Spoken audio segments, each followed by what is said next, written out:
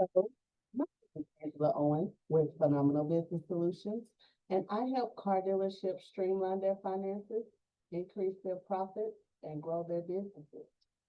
Today, we are going to be discussing managing your curtailments. So you want to manage your curtailments before they manage you.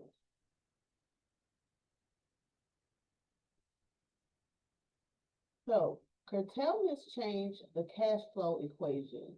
Most dealers think of it just as another payment, but it actually shifts your financial position because once you hit that first curtailment, which is usually at 30 days, that's cash investment and it does bring down your principal, but they also are charging some type of administrative fee. And depending on your structure, some of them might even be expecting some payment on the principal. So you want to make sure that you're paying attention to how much these floor plans are costing you. Because even after you pay that amount, you still have some more balance on that particular floor plan, as well as interest and other fees. And you want to make sure that you know your curtailment schedule. When is the first curtailment due? How much is required when it changes? Oh, and when it changes, um, when full payoff becomes due. Every single vehicle is going to have a different answer for this. So if you buy 5 vehicles on the same day, then of course those 5 vehicles have the same due dates that you want to monitor. But if you're buying vehicles every single day, you want to still make sure that you stay on top of when everything is due and what everything is costing for each individual vehicle.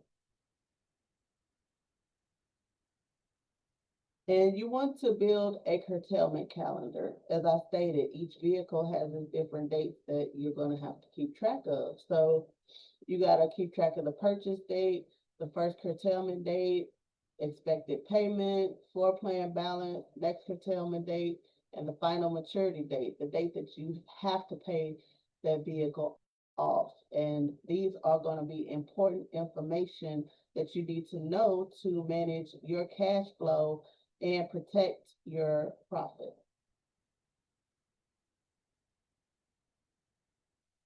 So this is you also want to forecast your curtailment cash needs, as I stated, your cash flow. You want to make sure that you are going to have the money that you need when it is time for those curtailments. So you could have vehicle A, B, C, and D that were purchased at different times throughout the month, but they are due within the next 30 days. So yes, you need $7,250 by that end of the 30 days, but how much are you going to need on the way leading up to that 30 days? So you want to look at these on a rolling 30-day basis so that you always stay ahead of it instead of letting it catch you by surprise.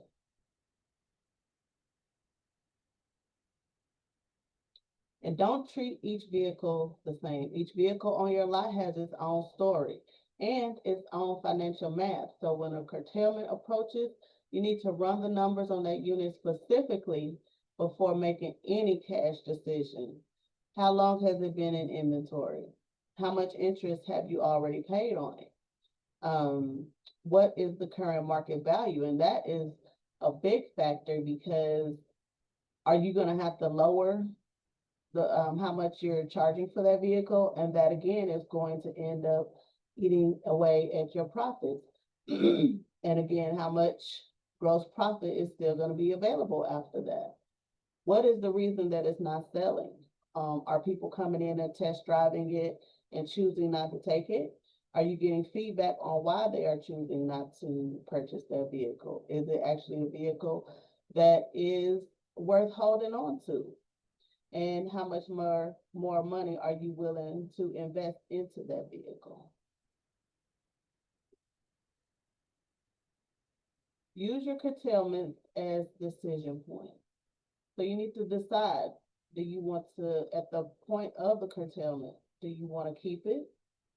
Do you want to reprice it? You want to push it, like give it more marketing? Do you want to pay it off? Or do you want to just get rid of it, wholesale it?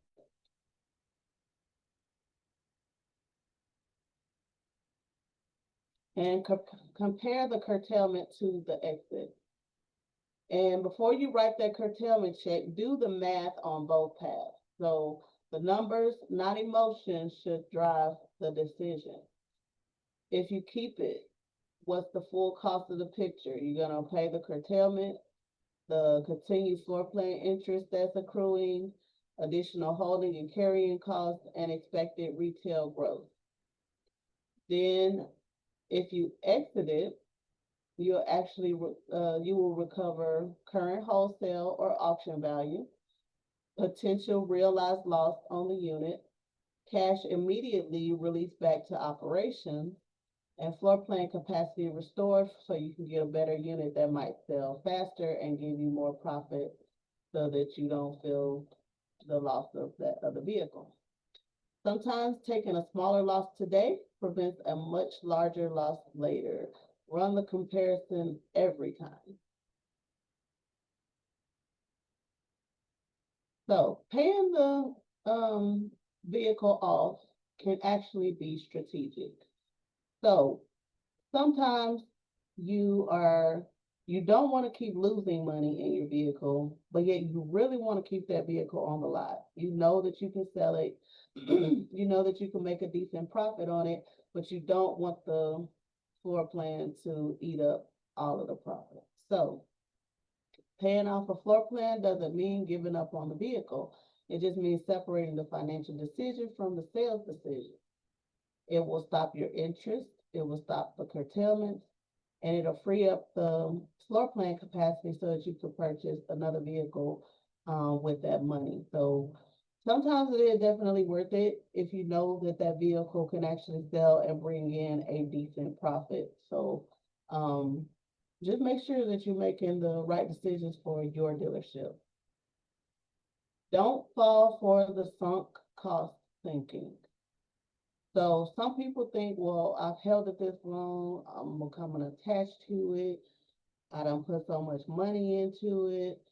And now you're thinking you would hate to see it go to an auction and sell for less than you even paid for it. So sometimes that's still going to be the best bet. So the only question that matters, given where this vehicle stands today, is current market value, remaining gross, and future holding costs, what decision makes the most financial sense going forward? Don't throw good money after bad simply because you've already spent money on a unit. Evaluate it fresh every single time. There's going to be ebbs and flows. You won't always perfect this situation. Just make sure that if you continue to monitor things closely, you'll do a better job at keeping more profit and keeping your cash flow better. Prioritize your curtailment risk. So higher risk is older inventory with extended days on the lot, multiple previous curtailments already paid on it, weak or declining market demand, market value dropping below book, heavy remaining floor plan balance. So those high risk vehicles, you need to start thinking about what you're going to do with those like right away. After that first curtailment, you need to be more aggressively watching those vehicles that made it past 30 days to see if you even want to let it make it to 60 days.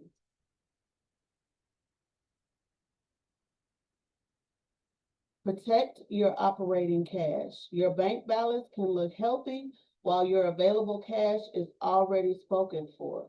Before committing dollars to anything discretionary, audit your upcoming obligations first.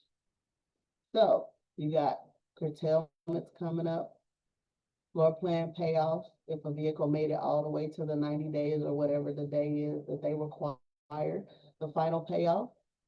You got fixed and variable operating expenses and expected cash inflows from pending deals. So You want to check on that first before adding more vehicles to your floor plan, before you start doing distributions and unnecessary spending.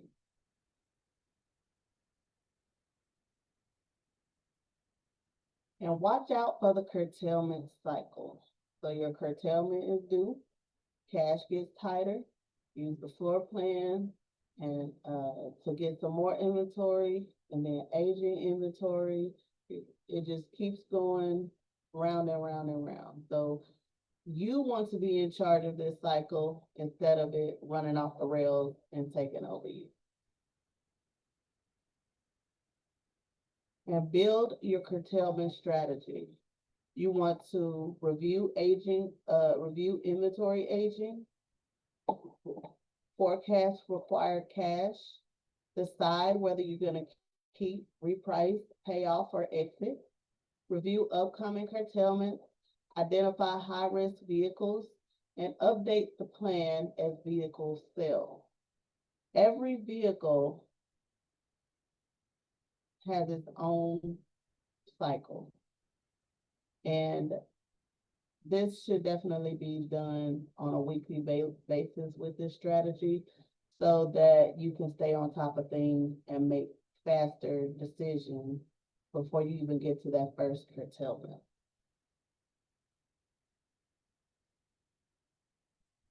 So if you need assistance with managing all of this information and want to come up with a system that works specifically with your dealership, I am here to help you.